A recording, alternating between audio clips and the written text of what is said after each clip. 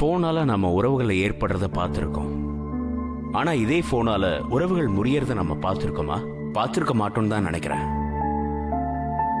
எப்போவாவது போன்ல drink ட்ரிங்னு sound வரும்போது நம்மளோட முகத்துல ஒரு புத்துணர்ச்சி வரும். ஏன்னா பேசுறவங்க யாருன்னு நம்ம தெரிஞ்சுக்கணுமே. ஆனா அவங்களுக்கு இதே ட்ரிங் ட்ரிங் சவுண்ட்னால பயம் வந்திருக்கா? 3Gயோட கதையும் கிட்டத்தட்ட இந்த மாதிரி தான். ஒரு த்ரில்லர் கனெக்ஷன். அதுல ஷியாம் ஷீனா இணை பிரியாதவங்களா இருந்தாங்க. இப்போ நீங்க உங்களை பூதன் சொல்லுங்க, பேய்னு சொல்லுங்க, ஆத்மன் சொல்லுங்க, என்ன வேணாலும் சொல்லுங்க. ஆனா உண்மை என்னன்னா, பகல் இருந்தா இரவு இருக்கு, சூரியன் இருந்தா நிலவும் இருக்கு, ஆகாயம் இருந்தா பூமியும் இருக்கு. அதே மாதிரி தான் கடவுள்னு இருந்தா கூடவே சைத்தானும் இருக்கதான் செய்யுது. எனக்கு தெரிஞ்ச ஒரு வயசான மேக்கப் மேன் இருந்தாரு. அவர் தான் எனக்கு இந்த கதையை சொன்னார். அதாவது அது அவர் சகோதரி சம்பந்தப்பட்ட கதை. அது அவருடைய இந்த கதையில கூட சில சூப்பர் நேச்சுரல் எலிமெண்ட்ஸ் இருக்கு. வாங்க நீங்களே அதை பாருங்க.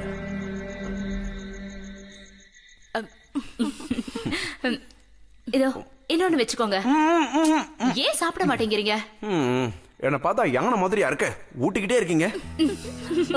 இங்க பாருங்கப்பா, பாட்டி உங்களை யானைன்னு தான் நினைக்கிறாங்க. என்ன? ஐ மீன் அம்மா கிட்ட சாப்பாட்டுல நிறைய நெய் சேர்க்காதன்னு சொல்லுவாங்க. அதுவும் இல்லாம உன் பொண்ணுங்க யானைக்குட்டி மாதிரி ஆயிட்டா யார் கல்யாணம் பண்ணிப்பாங்கன்னு சொன்னாங்க. சும்மா இரு, எப்படி கிண்டல் பண்றா பாருங்க. சாரி. நல்ல வேலை ஞாபகம் வந்துருச்சு. சித்தி பாட்டி வீட்டுக்கு போயிருக்கா. அவளை போய் கூட்டிட்டு வரணும். இன்னைக்கு அவ ஸ்கூட்டி எடுத்துட்டு போல. சரி. இந்த கரண்ட்டுக்கு என்னாச்சு?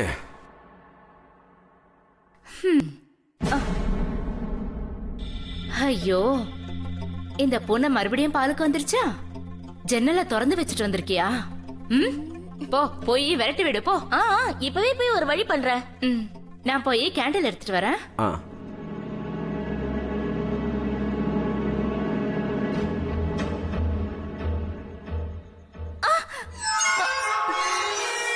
இன்னைக்கு நான் அதை விடவே போறதில்ல.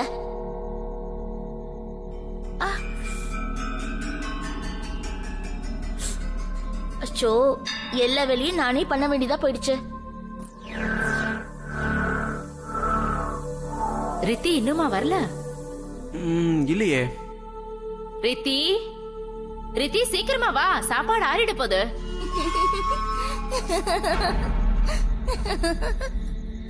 இந்த பொண்ணு இருக்காளே, அந்த பூனைய விரட்ட போனாலா இல்ல அது கூட விளையாட போனாலா?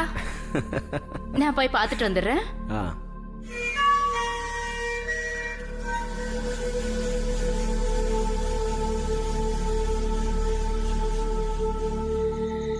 ரத்தி, ரத்தி, என்னாச்சு? என்னாச்சு? இத பாருங்க. ரத்தி, ரித்தி, கண்ணா, ரித்தி, ரித்தி, ரித்தி வேணா, தண்ணி குடு, தண்ணி குடு, சீக்கிரம் தண்ணி குடு. ரத்தி, ரித்தி, என்னங்க? ரித்தி, என்னாச்சு உனக்கு? ரித்தி, ஐயோ, ரித்தி.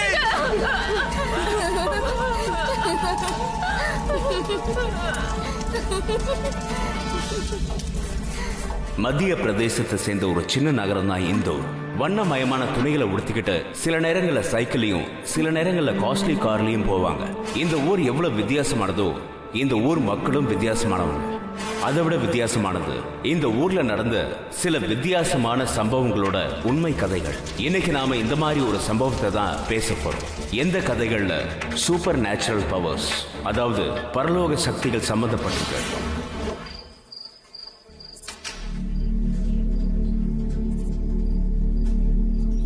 டாக்டர், என் பொண்ணு எப்படி இருக்கா? அவளுக்கு ஒன்னும் ஆயிடலையே. இங்க பாருங்க, 3rd டிகிரி பர்ன். உடம்போட 70% பகுதி எரிஞ்சு போயிருக்கு. இருந்தாலும் எல்லா முயற்சியும் நாங்க எடுத்துட்டு தான் இருக்கோம். நீங்க எது வேணாலும் செய்யுங்க, என்ன வேணும்னாலும் பண்ணுங்க. ஆனா என் பொண்ணை மட்டும் காப்பாத்துங்க ப்ளீஸ். நீங்க கொஞ்சம் அமைதியா இருங்க. நீங்களே தைரியத்தை இழந்துட்டீங்கன்னா ரிதியை யார் பாத்துக்கிறது? டாக்டர், இப்போ நாங்க எங்க பொண்ணை போய் பார்க்கலாமா? அது வந்து ப்ளீஸ். சரி, ஆனா யாராவது ஒருத்தர் தான் உள்ள போகணும். நீ போய் பார்த்துட்டு வா.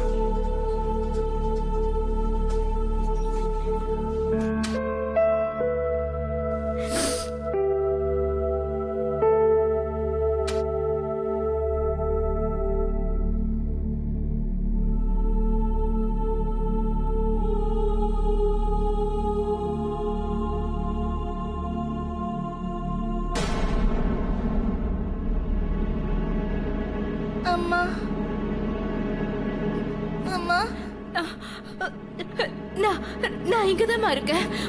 உனக்கு எதுவும் ஆகாது. ரித்தி, நீ ஏமா அப்படி பண்ண? எதுக்காக அப்படி பண்ணன்னு சொல்லுமா, சொல்லு. அம்மா ரொம்ப வலிக்குதுமா. அம்மா நான் ஒண்ணுமே செய்யல, எனக்கு ஒண்ணுமே தெரியாதுமா. நான் கிச்சனுக்கு போனேன்னா இன்னைக்கு நான் அதை விடவே போறதில்ல.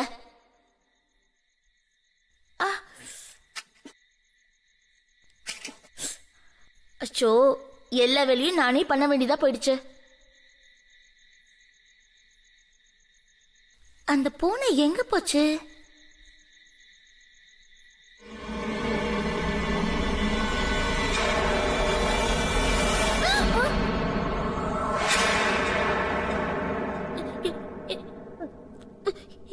யார் நீ?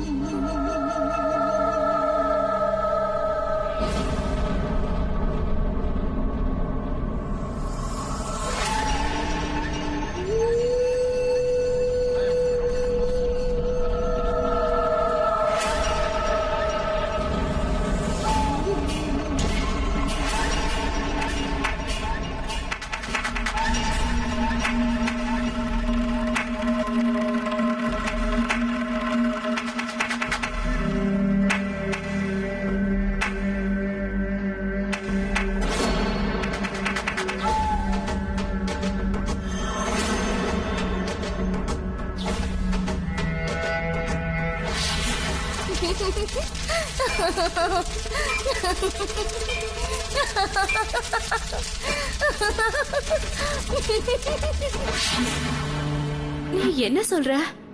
அது எப்படி நடந்திருக்கும்? அம்மா அம்மா நான் உண்மையதான் சொல்றேன். உங்க மேல சத்தியம். என் கனவுல கூட வந்திருக்கம்மா. நீ சொல்றது உண்மைமா. ப்ளீஸ் என்ன நம்புங்கம்மா. நம்புறேம்மா, நான் உன் பேச்ச நம்புறேன். நீ கொஞ்ச நேரம் ரெஸ்ட் எடுத்துக்கோ, எல்லாம் சரியா போயிடும். நான் உன் பக்கத்திலே இருக்கேன், சரியா? எல்லாமே சரியாயிடும். இப்ப தூங்க.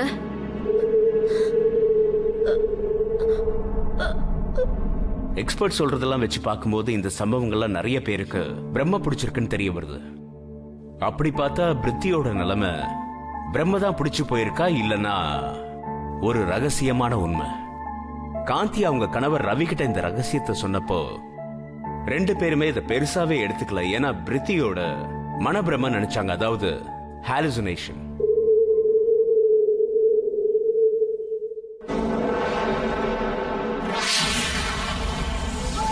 அம்மா அவங்க ரெண்டு பேரும் மறுபடியும் இங்க வந்துட்டாங்கம்மா. அம்மா என்ன கூட்டிட்டு போக வந்துட்டாங்க. அம்மா ஏதாவது பண்ணுங்கம்மா. இல்லம்மா, இங்க யாருமே இல்ல. அம்மா முதல்ல நீங்க எந்த கூட்டிட்டு போங்கம்மா. நான் சொல்ற பேச்சு கேளு, நீ ரெஸ்ட் எடுத்துக்கோ. இங்க யாருமே இல்ல. என்ன உங்க கூடவே வீட்டுக்கு கூட்டிட்டு போயிடுங்கம்மா, இல்லைன்னா செத்து போயிடுவேம்மா. டாக்டர், டாக்டர், நான் போய் டாக்டரை கூட்டிட்டு வரேன். அம்மா என்ன விட்டுட்டு போகாதீங்க. அம்மா அவ இங்கதான் வரா.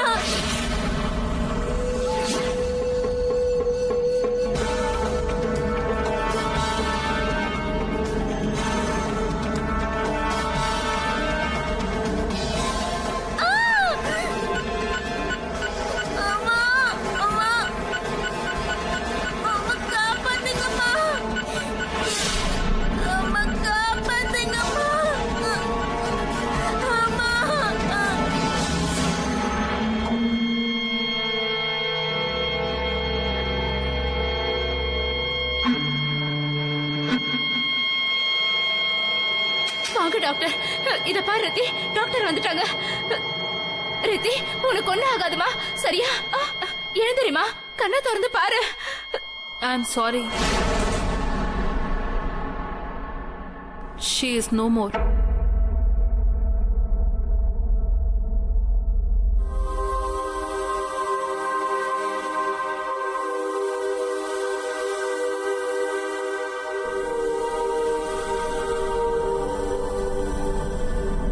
உங்க ரெண்டு பேர்ல யாராவது அவளை திட்டுவீங்களா? இல்ல இன்ஸ்பெக்டர் சார். வேற யாரு கூடயாவது சம்பந்தம் இருக்கா? நான் என்ன கேக்குறேன்னு உங்களுக்கு புரியும்னு நினைக்கிறேன். நீங்க என்ன பேசுறீங்க இன்ஸ்பெக்டர்? நான் கேட்ட கேள்விக்கு மட்டும் பதில் சொன்னா போதும். அந்த மாதிரிலாம் எதுவும் இல்ல சார். ஏதாவது காரணம் இருக்கணுமே, இல்லன்னா ஏன் கொளுத்திக்கணும்?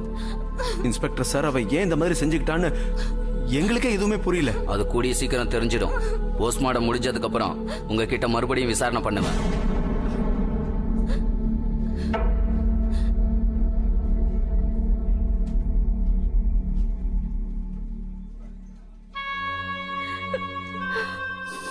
இங்க பாருமா, கொஞ்சம் அமைதியா இரு.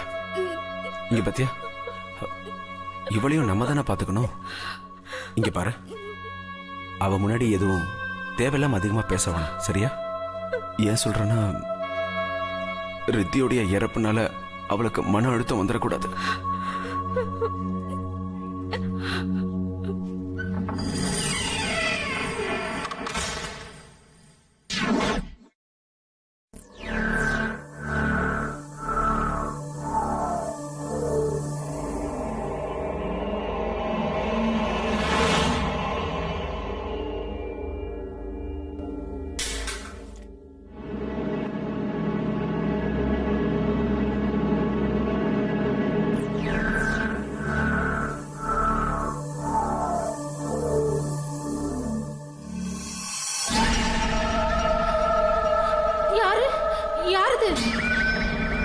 யாரு சொல்லுங்க.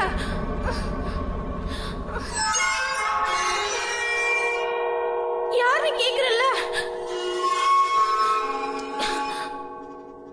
ஏன் பேச மாட்டீங்க?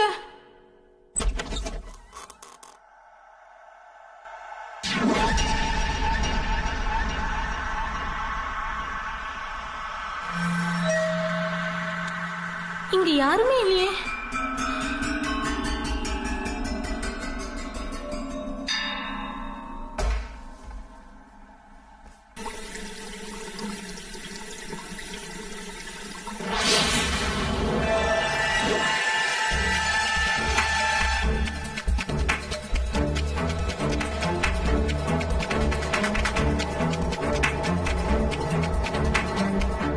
ரித்தியோட இழப்பு அவங்க அம்மா கிராந்திக்கு ரொம்ப பாவம் துக்கமாவே இருந்தது. வயசு பொண்ணை இழந்துட்டதுனால கிராந்தியோட எல்லா சந்தோஷமும் பறி போயிடுச்சு. இந்த மாதிரி நேரத்துல தான் அவங்க ஒரு ரிப்போர்ட்டரை சந்திச்சாங்க. அவங்களோட பேரு குஷ்பு சர்மா. அவங்களுடைய வார்த்தைகள் ரொம்ப அதிரடியா இருந்தது. நான் உண்மையதான் சொல்றேன், நான் சொல்றத நம்புங்க. எனக்கு உங்களை மாதிரியான ரிப்போர்ட்டர்ஸ பத்தி நல்லாவே தெரியும். அடுத்தவங்க கஷ்டத்துல எரிஞ்சிட்டு இருக்கும்போது அதுல எண்ணெய் ஊத்தி ரசிக்கிறவங்க தானே நீங்க. இங்க பாருங்க, உங்ககிட்ட சொல்ற அளவுக்கு என்கிட்ட எந்த விதமான மசாலா செய்தியும் இல்ல. என் பொண்ணு எதுக்காக தற்கொலை பண்ணிக்கிட்டான்னு எனக்கு தெரியவே தெரியாது. இங்க பாருங்க, நான் ஏற்கனவே ரொம்ப கவலையில இருக்கேன். இந்த மாதிரி அடிக்கடி போன் பண்ணி நேர்ல வந்து என்ன தயவு செஞ்சு தொந்தரவு பண்ணாதீங்க ப்ளீஸ். இங்க இருந்து ஒழுங்கா போயிடுங்க. இல்ல ப்ளீஸ் ஒரு நிமிஷம் ஆண்டி, நீங்களாச்சும் என் பேச்ச கேளுங்க ப்ளீஸ். உங்க பொண்ணு பிரதி ஒன்னும் தற்கொலை பண்ணிக்கல. அவளை கட்டாயப்படுத்தி தற்கொலை பண்ண வச்சிருக்காங்க, தூண்டி விட்டுருக்காங்க. அவளுக்கு என்ன பண்ணணும்னு அவளுக்கே தெரியாது. ஐயோ, ரித்திக்கு மட்டும் இல்ல, இந்த மாதிரி நிறைய பொண்ணுங்களுக்கு நடந்திருக்கு. இங்க பாருங்க ஆண்டி, ப்ளீஸ் ப்ளீஸ் நீங்க எனக்கு உதவி பண்ணுங்க. உங்க பொண்ணு மாதிரி நிறைய பொண்ணுங்களோட உயிர் ஆபத்துல இருக்கு. முதல்ல இங்க இருந்து போறீங்களா? நீ முதல்ல உள்ள வா. அது அந்த பொண்ணு என்னதான் சொல்றான்னு கேக்கலாம். இவங்க வளர்றத நீ வேணா நின்னு கேளு. எனக்கு இதை கேட்கணுங்கிற அவசியமே இல்ல, புரியுதா? இங்க பாருங்க சார், ப்ளீஸ் ஒரு தடவை நான் சொல்றத கேளுங்க. ஒருவேளை நான் சொல்றதுல உங்களுக்கு நம்பிக்கை இல்லைன்னா உங்களுக்கு சரின்னு படுறத நீங்க செய்யுங்க. நம்ம பொண்ணுக்காகவாவது கேளுங்க ப்ளீஸ். Please Ravi sir. நீங்க வாங்க வாங்க.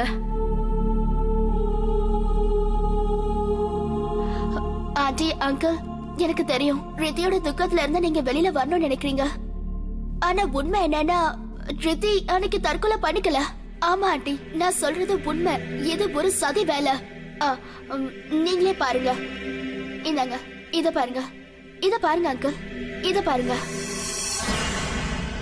ரித்தி மாதிரி நிறைய பெண்கள் தன்னை தானே எரிச்சு தற்கொலை பண்ணிக்கிட்டாங்க.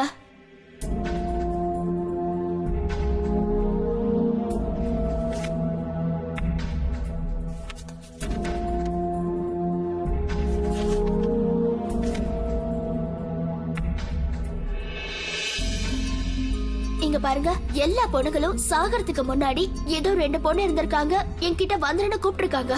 அவங்க சொன்ன ரிப்போர்ட் எழுதினதே நான் தான். இதாங்க, இத பாருங்க, இங்க பாருங்க.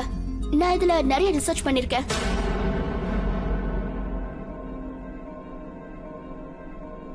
கிராந்தி, இது எல்லாத்தையும் படிச்சிட்டியா? இவங்க சொன்ன எல்லாத்தையும் கேட்டுட்டல? இந்த மாதிரி ரிப்போர்ட்டர்ஸ் உடைய வேலை என்னன்னா, சின்ன விஷயம் ஏதாவது ஒண்ணு கிடைச்சிருச்சுன்னா அதை ஊதி பெருசாக்குறது தான் இவங்களுடைய வேலை. ஹலோ மேடம், நீங்க சொன்ன இந்த கட்டுக்கதைகள்ல எனக்கு எந்த விதமான இன்ட்ரெஸ்டும் இல்ல. புரிஞ்சுதா? நீங்க என்ன சொன்னீங்க? என் பொண்ணு ஒரு மனநோயாளி நான் சொன்னீங்க. கிளம்புங்க, முதல்ல இங்க இருந்து கிளம்புங்க. ஆண்டி, ஆண்டி ப்ளீஸ், நீங்களாவது நான் சொல்றத நம்புங்க. ப்ளீஸ் நீங்க எனக்கு ஹெல்ப் பண்ணுங்க ஆண்டி. என்னை எப்பவோ வேலையில இருந்து எடுத்துட்டாங்க. நான் சொல்றத நம்புங்க ஆண்டி. இது எல்லாமே உண்மைதான், எதுவும் பொய் இல்லைன்னு நான் நிரூபிக்கணும்னு நினைக்கிறேன். ப்ளீஸ் ஆண்டி, ப்ளீஸ் உங்க பொண்ணுக்காக இந்த சக்கர வியோகத்தை உடைக்கிறதுக்காக ஹெல்ப் பண்ணுங்க. Please aunty. வளரி கொட்டிட்டியா? கிராந்தி, முதல்ல இவளை இங்க இருந்து வெளியில போக சொல்லு. Aunty please.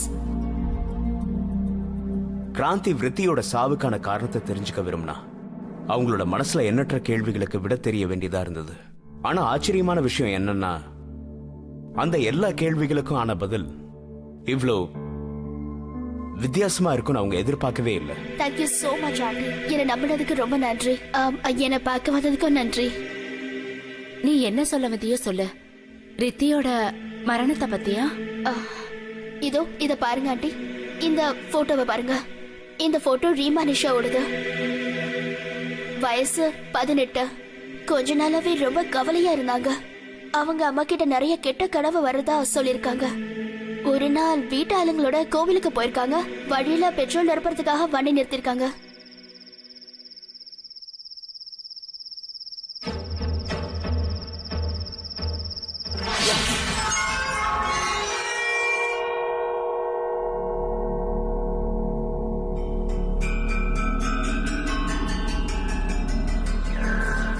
என்னம்மா இங்க போற? சரி சீக்கிரம் வந்துரு. வண்டில இருந்து கீழே இறங்கி ஒரு 10-12 அடி தான் போயிருப்பாங்க. ஆனா திடீர்னு அவளுக்கு என்ன ஆச்சுன்னு தெரியலையா. பெட்ரோல் பங்க்ல அவளுக்கு பக்கத்துல இருந்த கேன்ல இருந்த பெட்ரோல் எடுத்து அவ மேல ஊத்திக்கிட்டாளா. என்ன பண்ற? என்னாச்சுமா? என்ன பைத்தியம் பிடிச்சிருக்கா? அவள அங்க இருந்தவங்க எல்லாம் தடுக்க முயற்சி பண்ணப்போ அங்கிருந்து அவ ஓடி இருக்கா. சொல்றது கேளுமா. என்னம்மா பண்ற? ஐயோ, அவங்க எல்லாம் கூப்பிடுறாங்க. நீ யார சொல்ற? யாருமே அங்க இல்ல. ஆமா, நான் அவங்க கிட்ட போக விரும்புறேன்.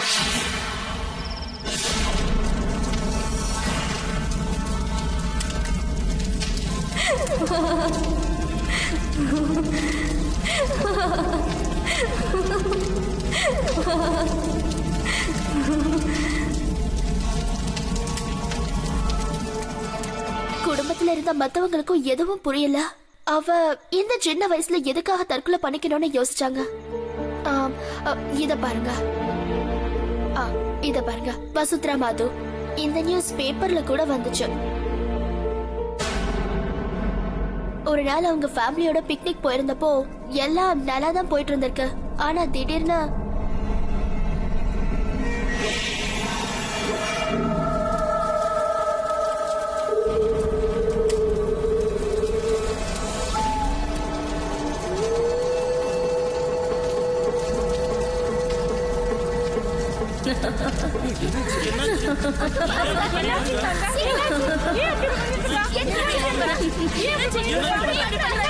அம்மா, என்ன அவங்க கூப்பிடுறாங்கம்மா. நான் அவங்க கூட போறேம்மா.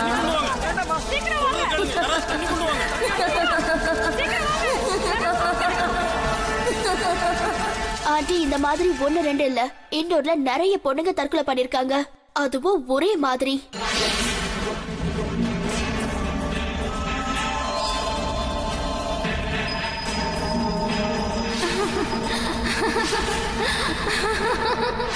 எல்லா பொண்ணுங்களும் சாகறதுக்கு முன்னாடி என்ன சொல்லிருக்காங்க தெரியுமா? யாரோ அவங்கள கூப்பிடுறதா சொல்லிருக்காங்க. இந்த எல்லா பொண்ணுங்களுடைய கனவுலயும் ஏதோ 2 பொண்ணுங்க வந்துருன்னு அவங்கள கூப்பிட்டுருக்காங்க. ஆண்டி, நான் இந்த எல்லா தற்கொலை சம்பவத்தை பத்தியும் ரிசர்ச் பண்ணிருக்கேன். இது 2 வருஷத்துக்கு முன்னாடி ஆரம்பிச்சிருக்கு. ஒரு நாள் 2 பொண்ணுங்க ஒருத்தருக்கு ஒருத்தர் நெருப்பு வச்சு இறந்துட்டாங்க. அதுக்கப்புறமா தான் இந்த 20 கேசஸ், 20 அப்பாவி பெண்கள் உயிரிழந்திருக்காங்க. அதோட இதோ பாருங்க, இத பாருங்க. அவங்க சாகிறதுக்கு முன்னாடி சொன்ன அடையாளங்கள் அப்படியே இருக்கு. இத பாருங்க. இந்த 2 பொண்ணுங்களோட அப்பா பைத்தியக்கார ஹாஸ்பிட்டல்ல இருக்காரு. எனக்கு என்ன தோணுதுன்னா அவர் ஒருத்தர்னாலதான் இதுக்கு என்ன சொல்யூஷன் சொல்ல முடியும். ஆனா அந்த ஆளோட பைத்தியம். அவர்கிட்ட பேசி எல்லா முயற்சிகளும் எடுத்து தோத்து போயிட்டேன். ஆண்டி, நீங்க தான் எனக்கு இருக்க கடைசி நம்பிக்கை. பிரச்சனையோட ஆணிவேர் வரைக்கும் போயிட்டோம்னா ஏன் இப்படி எல்லாம் நடக்குதுன்னு தெரிஞ்சுக்க முடியும். முடிஞ்சா நிறைய அப்பாவி பெண்களோட வாழ்க்கையை காப்பாத்த முடியும். குஷ்பு என் பொண்ணு இறந்து போயிட்டா. என்னால இந்த பொண்ணுங்களுடைய அம்மா அப்பாவோட துக்கத்தை புரிஞ்சுக்க முடியும். ரிதி மேல சத்தியமா சொல்றேம்மா, நான் உனக்கு கண்டிப்பா உதவி பண்றேன்.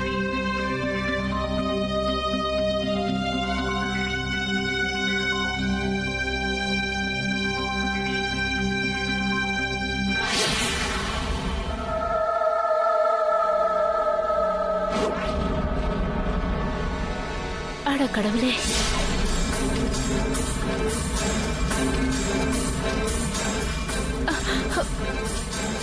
நம்ம இங்க இருந்து போய் ஆகணும். நான் உன்னை நாளைக்கு சந்திக்கிறேன்.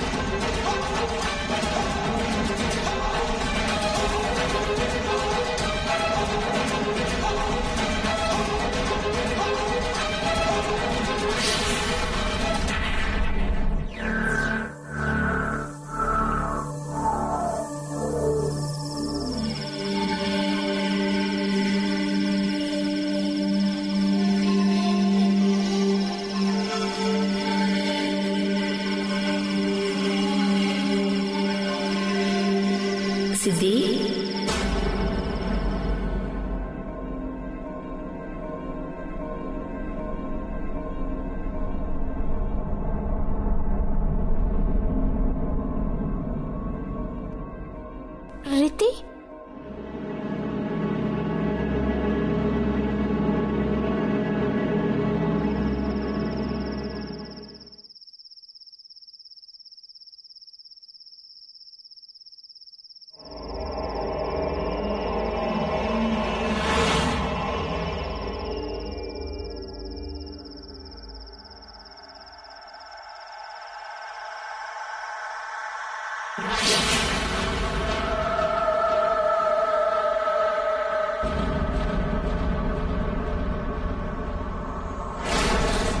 ரித்தி, சித்தி, நான் உன்னை கூட்டிட்டு போக வந்திருக்கேன்.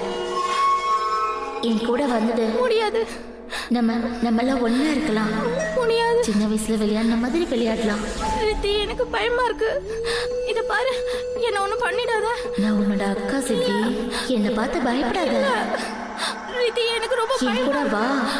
நான் தான் கூப்பிடுறேன்ல, வா சித்தி. முடியாது. என் கிட்ட வா. முடியாது. என் கூட வா. முடியாது. சித்தி, சித்தி, என்ன ஆச்சு? என்ன ஆச்சுமா? இல்ல, ஒண்ணு இல்ல.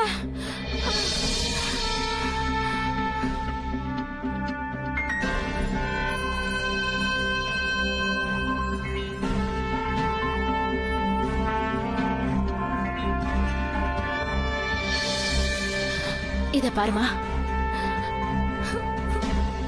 நானும் உன்னை போல ரித்திய நிறைய மிஸ் பண்றேன். நிறைய. சரிங்க பாரு, நீ படுத்து தூங்க. ரொம்ப லேட் ஆயிடுச்சு இல்லையா? Good night.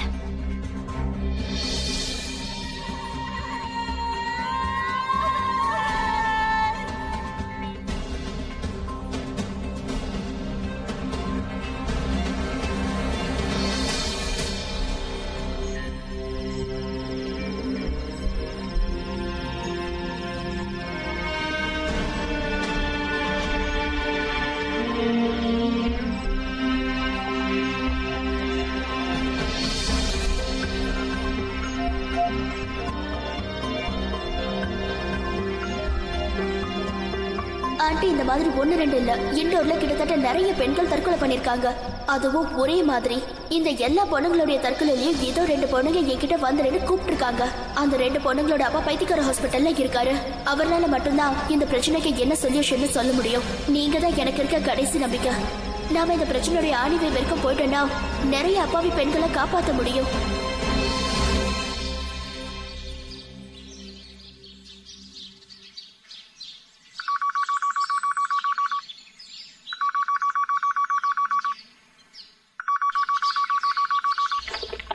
ஹலோ ஹலோ, நான் சிட்டி ஹாஸ்பிட்டல்ல இருந்து பேசுறேன். உங்களுக்கு குஷ்பு சர்மாவை தெரியுமா? ஆமா, என்னாச்சு குஷ்புக்கு? நீங்க ப்ளீஸ் சீக்கிரமா ஹாஸ்பிட்டலுக்கு வந்துருங்க. சரிங்க, ஓகே.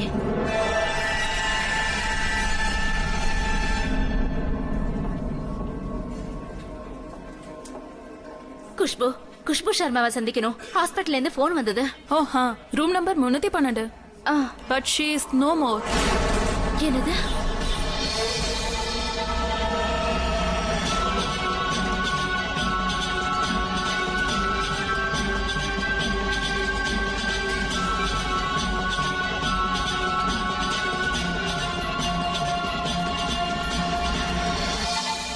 நேத்து வரைக்கும் நல்லா தான் இருந்தா, ஆனா கொஞ்சம் கவலையா இருந்த மாதிரி தெரிஞ்சது.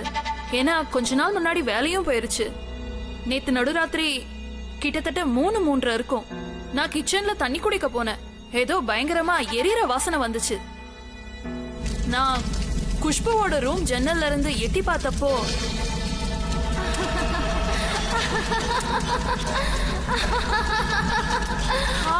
குஷ்பு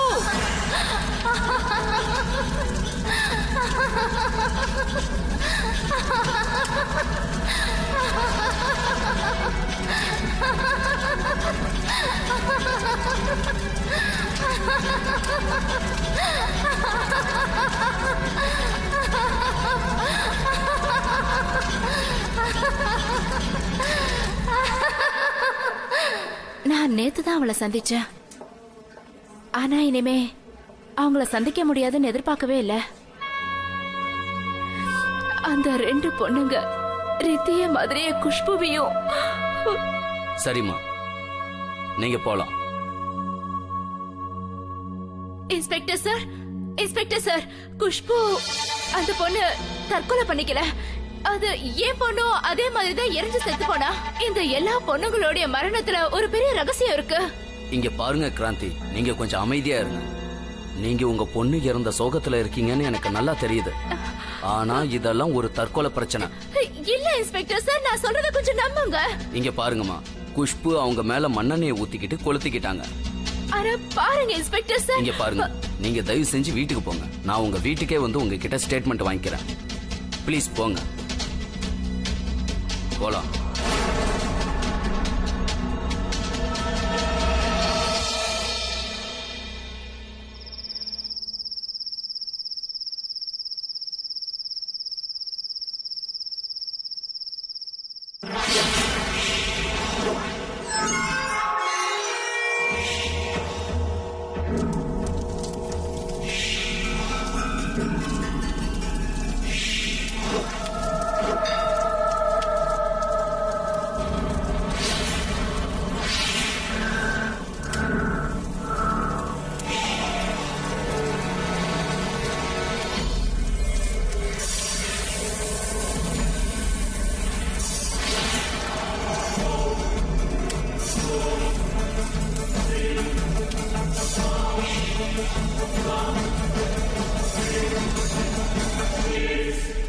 உனக்கு என்ன பைத்தியமா?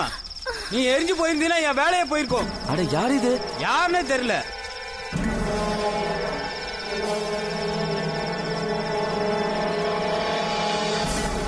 இங்க பாரு கிராந்தி, உங்ககிட்ட கடைசி தடவையா சொல்றேன், நடக்க கூடாதது நடந்துருச்சு. இன்னும் நம்ம வீட்டுல மத்த எல்லாருமே உயிரோட தானே இருக்கோம். நீ இருக்க, நான் இருக்கேன், அப்புறம் சித்தியும் இருக்கா. நடந்ததை பத்தியே யோசிச்சுட்டு இருக்கிறதுனால எந்த பிரயோஜனமும் இல்லம்மா. பிரிதி எனக்கும் பொண்ணுதான். ஆனா உன்ன மாதிரி நான் ஒன்னும் பைத்திய மாதிரி சுத்திட்டு இல்ல. வேலைக்கு போயிட்டு தானே இருக்கேன். அப்பதானே என்னால உங்களை பாத்துக்க முடியும். கிராந்தி, இழந்தது நமக்கு கண்டிப்பா திரும்ப கிடைக்காத, புரிஞ்சுதா? சித்தி வந்துட்டியா? நீ நீ டயர்டா இருக்கல, போய் ஃப்ரெஷ் ஆயிடு, நான் வந்துடுறேன். கால்ல என்னாச்சு? ஒண்ணு இல்லம்மா, சும்மா அடிபட்டுருச்சு. நீங்க ஒண்ணும் கவலைப்படாதீங்க, இது சரியாயிடும். பார்த்து பத்திரமா போமா. போமா.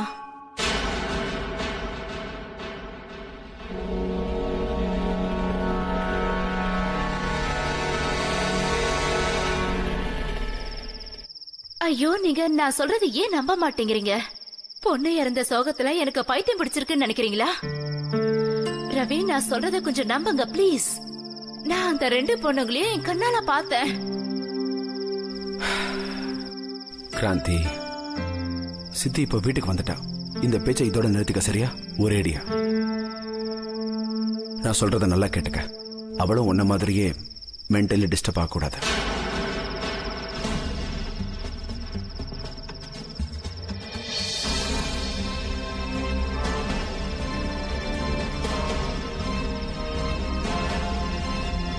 ரவி, நீங்க எனக்கு சப்போர்ட் பண்ணாலும் சரி பண்ணலைனாலும் சரி, இந்த கதையை நான் இதோட முடிச்சே தீருவேன்.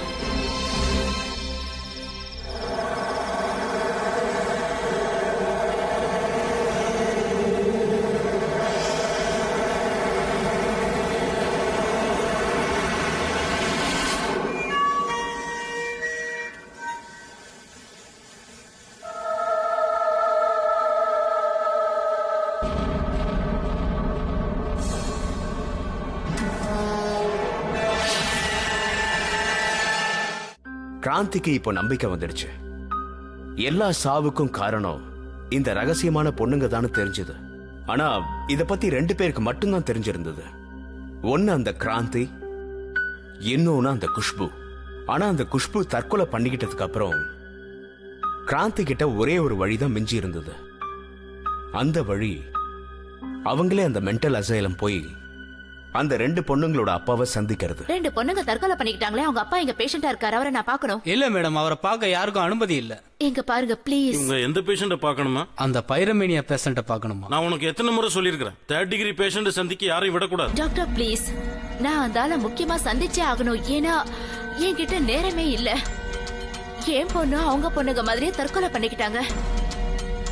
நான் அவர்கிட்ட கண்டிப்பா பேசி ஆகணும் டாக்டர். நீங்க வேணும்னா என் கூடவே வாங்க. ஆனா ஒரே ஒரு வாட்டி அவரை சந்திக்கணும். இங்க பாருங்க, அந்த ஆளு ஒரு மனநோயாளி. அவரோட நோய்க்கு பேரு பைரோமேனியா. இந்த மாதிரி பேஷண்ட்ஸ் உங்களை மாதிரி ஆளுங்களை பார்த்தா ஈஸியா அட்ராக்ட் ஆயிடுவாங்க, வெறித்தனமா நடந்துப்பாங்க. அந்த ஆள் அவங்க பொண்டாட்டி கூட எரிச்சிட்டா. ஒருவேளை அவரோட 2 பொண்ணுங்களுக்கும் இந்த மாதிரி நோய் இருந்திருக்கணும். அவங்களே நெருப்புல தான் விளையாடி இருக்கிறாங்க. நெருப்போட விளையாடும் போதுதான் அவங்க இறந்திருக்கிறாங்க. இந்த ஆள்னால அந்த சோகத்தை தாங்க முடியல. அதனால அவரு அதே வயசுல இருக்கிற இன்னொரு பொண்ணை எரிக்க முயற்சி பண்ணிருக்காரு.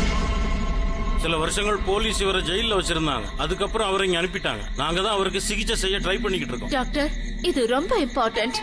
Please please. சரி, கதவை திறங்க. நீங்க என் கூட வாங்க.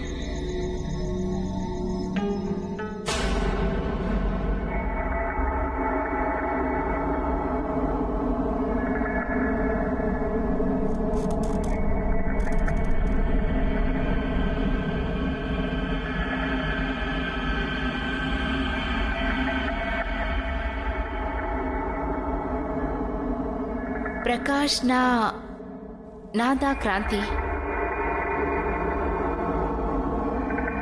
நான் உங்க பொண்ணுங்களுக்கு என்ன ஆச்சுன்னு உங்ககிட்ட தெரிஞ்சுக்கலான்னு வந்திருக்கேன். நீங்க துக்கத்துல இருக்கீங்கன்னு என்னால புரிஞ்சுக்க முடியும் பிரகாஷ். பொண்ணு கூட உங்க பொண்ணுங்க மாதிரியே தற்கொலை பண்ணிக்கிட்டா. அதுக்காக உங்க பொண்ணுங்க எதனால இப்படி செய்யறாங்கன்னு தெரிஞ்சுக்கலான்னு வந்திருக்கேன். ஏன் அப்பாவி பொண்ணுங்களை நெருப்புல விளையாட தூண்டி விட்டு அதே நெருப்புல தற்கொலை செஞ்சுக்கிற மாதிரி ஏன் ஊக்க விடுறாங்க? எதுக்காக செய்யறாங்க? எதுக்காக இந்த மாதிரி அப்பாவி பொண்ணுங்களோட வாழ்க்கையில விளையாடிட்டு இருக்காங்க? நான் என் பொண்ணை இழந்துட்டு நிக்கிறேன். அதனாலதான் இதெல்லாம் எதுக்காக செய்யறாங்கன்னு தெரிஞ்சுக்கலான்னு வந்திருக்கேன். தயவு செஞ்சு சொல்றீங்களா பிளீஸ்? என்னன்னு எனக்கு சொல்றீங்களா இல்லையா? பைத்தியக்காரி, பைத்தியக்காரினி இங்க இருக்கிற எல்லாரும் தான். இந்த உலகத்துல மக்கள் அதிகமாயிக்கிட்டே இருக்காங்க, ரொம்ப அதிகம். எவ்வளவு மக்கள் இருக்காங்களோ அதே அளவுக்கு பாவங்கள் இருக்கு. நானும் என் பொண்ணுங்களும் சேர்ந்து அந்த பாவங்களை கொஞ்சம் கொஞ்சமா குறைச்சுக்கிட்டு இருக்கோம்.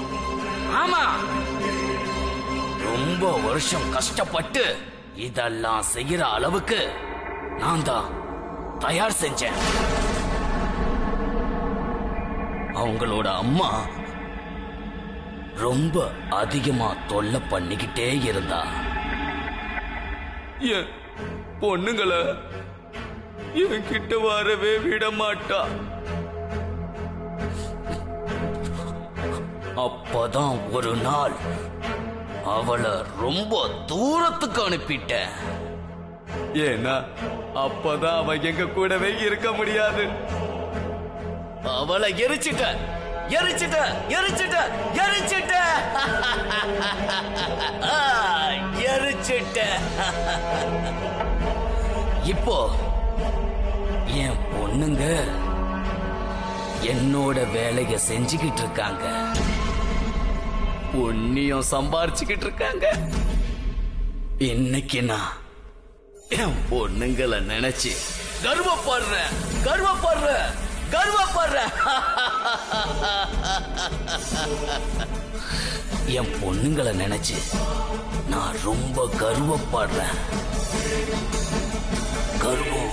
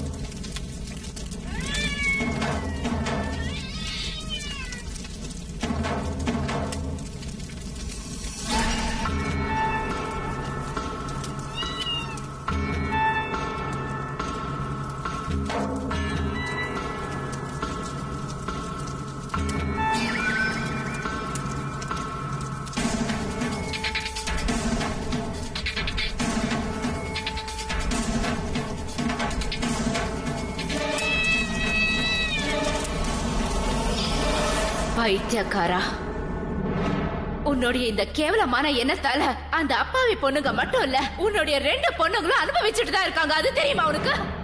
இறந்ததுக்கு அப்புறமாவும் அவங்களுக்கு நிம்மதி கிடைக்கல தெரியுமா? இன்னும் அலைஞ்சிட்டு இருக்காங்க. உன் பொண்ணுகளும் அதே மாதிரி அலைவாங்க. அதுவும் அவங்க கூடவே 2 பொண்ணுங்களும். பெரியவ போயிட்டால, இப்போ சின்னவ போக போறா.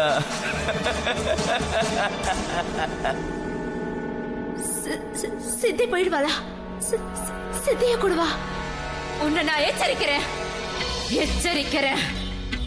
என் பொண்ணை என் கிட்ட இருந்து யாராலையும் பிரிக்க முடியாது. புரிஞ்சுதா உனக்கு? யாராலையும் முடியாது.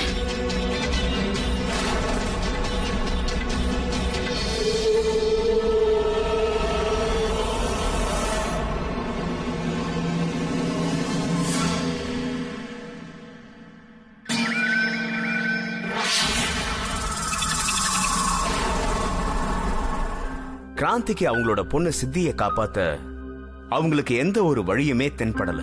ஆனா ஒரு விஷயத்துல ரொம்ப தீவிரமா இருந்தாங்க. ஆனா என்ன ஆனாலும் சரி, அவங்களோட பொண்ணு சித்திக்கு எந்த குறையுமே வரக்கூடாது.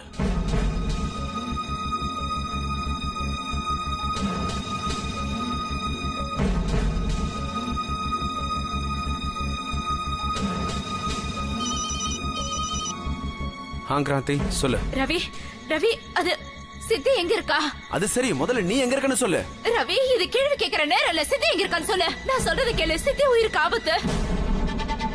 நான் அங்க வர வரைக்கும் சித்திய உங்க கண் பார்வையிலே வச்சிருங்க, சரியா?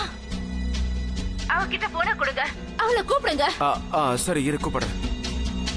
சித்தி, சித்தி நீ எங்க இருக்க? ஒரு நிமிஷம் லைன்ல இரு. சித்தி, உங்க அம்மா லைன்ல வெயிட் பண்ணிட்டு இருக்காங்க. சித்தி கண்ணா எங்க இருக்க? சித்தி சித்தி கிராந்தி சித்தி அவ ரூம்ல இல்ல. ரவி சீக்கிரமா போய் அவ எங்க இருக்கான்னு பாருங்க. இரு நான் பாக்குறேன். சித்தி சித்தி சித்தி நீ எங்க இருக்க? கிராந்தி சித்தி நம்ம ரூம்ல கூட இல்ல. சித்தி இங்க வீட்லயே இல்ல. ரவி சீக்கிரமா போய் அவளை தேடுங்க. வாங்க. அவ உயிரை காப்பாத்து. புரியுதா? Just go. சரி பாக்குறேன். எங்க போனான்னு தெரியலையே. சித்தி ஆட்டோ சீக்கிரமா எம்ஜி ரோடுக்கு போங்க. சீக்கிரமா ப்ளீஸ். சித்தி சித்தி சித்தி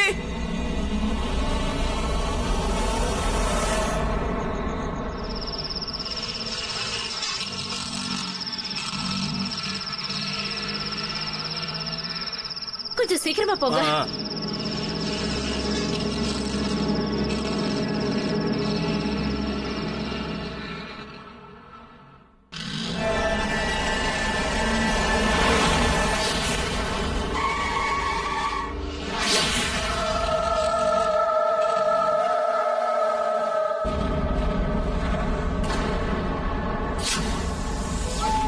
அட என்ன ஆச்சுப்பா? சீக்கிரமா போங்க. சித்தி சித்தி சித்தி சித்தி சித்தி சித்தி கண்ணா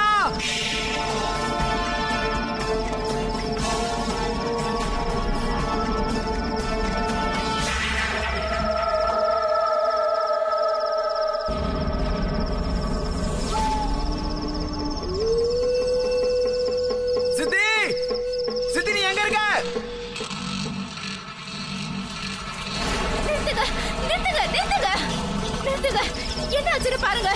நெருப்பு பிடிச்சிருக்கு. யாராவது காப்பாத்துங்க காப்பாத்துங்க. எப்படி பிடிச்சதுன்னு தெரியல சார். நிறுத்துங்க நிறுத்துங்க நிறுத்துங்க ப்ளீஸ் நிறுத்துங்க. இத பாருங்க எனக்கு கொஞ்சம் ஹெல்ப் பண்ணுங்க ப்ளீஸ். என்ன எம்ஜி ரோடு வரல டிராப் பண்ணுங்க ப்ளீஸ். என் பொண்ணோட உயிர் ஆபத்துல இருக்கு. உதவி பண்ணுங்க. ஓகே வாங்க வாங்க நான் டிராப் பண்றேன்.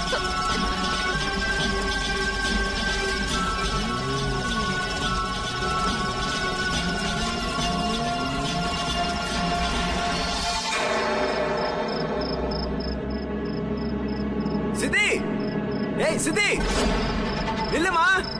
எங்கம்மா போயிட்டு இருக்க? சித்தி நில்லுன்னு சொல்றல.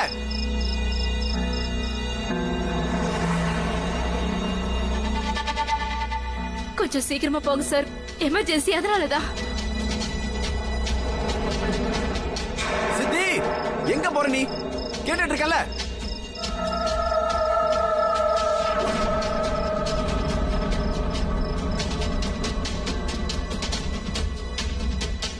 சித்தி நீ என்ன பண்ணிட்டு இருக்க?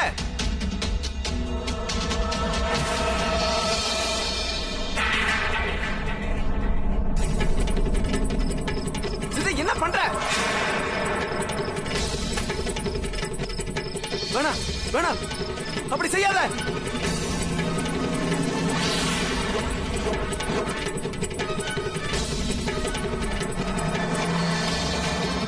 கொடுத்தாத. கீழே போடு போடு போடு போடு போடுமா போடுமா.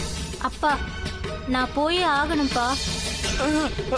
அவங்க எல்லாம் என்ன கூப்பிடுறாங்கப்பா. யாரு யார் கூப்பிடுறா?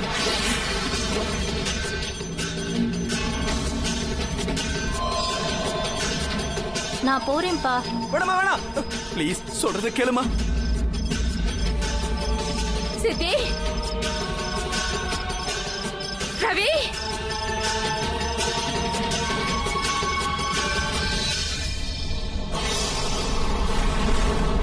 வேணாம். சித்தி ரவி ரவி ரவி சித்தி அங்கிருந்து வந்துருமா. ரவி சித்தி சித்தி சித்தி சித்தி இப்படி வந்துருமா. சித்தி வேணாமா வேணாம் வந்துரு. வேணாமா சித்தி. அம்மா அப்பா நான் இப்ப போறேன். நான் போயே ஆகணும். ரவி சீக்கிரமா போங்க, எதையாவது செய்யுங்க. அவளை யாராவது காப்பாத்துங்க. யாராவது உதவி பண்ணுங்க சார், ப்ளீஸ் சார். சார்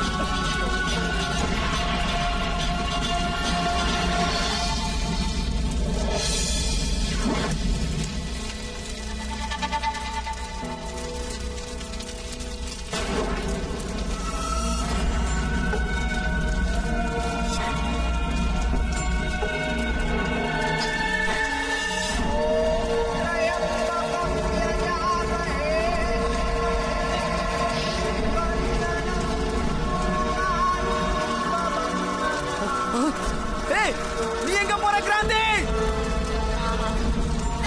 சித்தி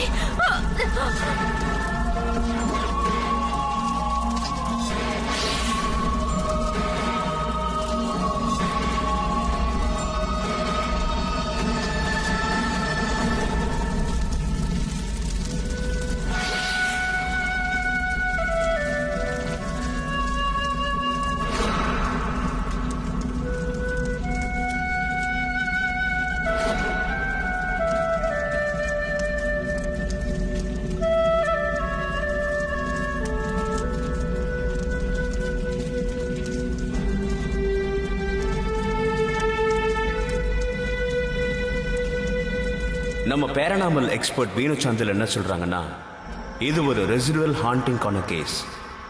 சில ஆத்மாக்கள் ஒரே விஷயத்தை திரும்ப திரும்ப செஞ்சுக்கிட்டே இருக்கும். அவங்களுக்கு முக்தி கிடைக்கிற வரைக்கும் அதை செஞ்சுக்கிட்டே இருப்பாங்க. அது அவங்க உயிரோட இருந்தப்ப நடந்த விஷயமா இருக்கும். சின்ன வயசுல அவங்க அப்பா இப்படிதான் செய்யணும்னு அவங்களுக்கு சொல்லி கொடுப்பாரு. அந்த வயசுல அவங்க அப்பா செஞ்சது யதார்த்தமா அவங்க மனசுல பதிஞ்சிருக்கு. அதனால அவங்களும் பைத்தியம் ஆயிட்டாங்க. அது காரணமா தான் அவங்க இறந்ததுக்கு அப்புறமும் அதே மாதிரி நடந்துகிட்டு இருக்காங்க. உதாரணத்துக்கு ஒரு நார்மல் ஃபேமிலியில குழந்தைங்க நல்ல மார்க் எடுத்து பேரண்ட்ஸை சந்தோஷப்படுத்துற மாதிரி, அதே தான் இந்த 2 பொண்ணுங்களால எல்லாமே செய்ய முடியும்னு அவங்க பைத்தியக்கார அப்பாக்கு புரியுற மாதிரி நிரூபிக்க வேண்டிய சூழ்நிலை இருந்திருக்கு. தானே மீத்துவோட வாழ்க்கையில குறைன்னு ஒண்ணு இருந்ததுன்னா அது அவங்க அம்மாவோட அன்பு தான். சரியான பராமரிப்பும் அன்பும் கிடைக்காததுனால 2 பேரோட மனசும் கல்லு மாதிரி ஆயிடுச்சு. அதனாலதான் இறந்ததுக்கு அப்புறமும் அவங்க எல்லாரோடையும் அவங்க இந்த விளையாட்டை விளையாட ஆரம்பிச்சிட்டாங்க. ஆனா கிராந்தியோட அன்பு இவங்க 2 பேரோட மனசையும் உருக்க ஆரம்பிச்சிடுச்சு. ஆனா அந்த நாள்ல இருந்து நடந்த அத்தனை சம்பவமும் அந்த நகரத்துல திரும்பவும் நடக்கவே இல்லை. இப்ப பாவம் அந்த கிராந்தி இறந்துட்டதுனால அவங்க அந்த தானி மீத்துவோட அம்மாவா வாழ்ந்துகிட்டு இருக்காங்க நம்பப்படுது. அவங்களோட இன்னொரு உலகத்துல அந்த 2 பொண்ணுங்களோட அவங்க வாழ்ந்துகிட்டு இருக்கிறதா நம்பப்படுது.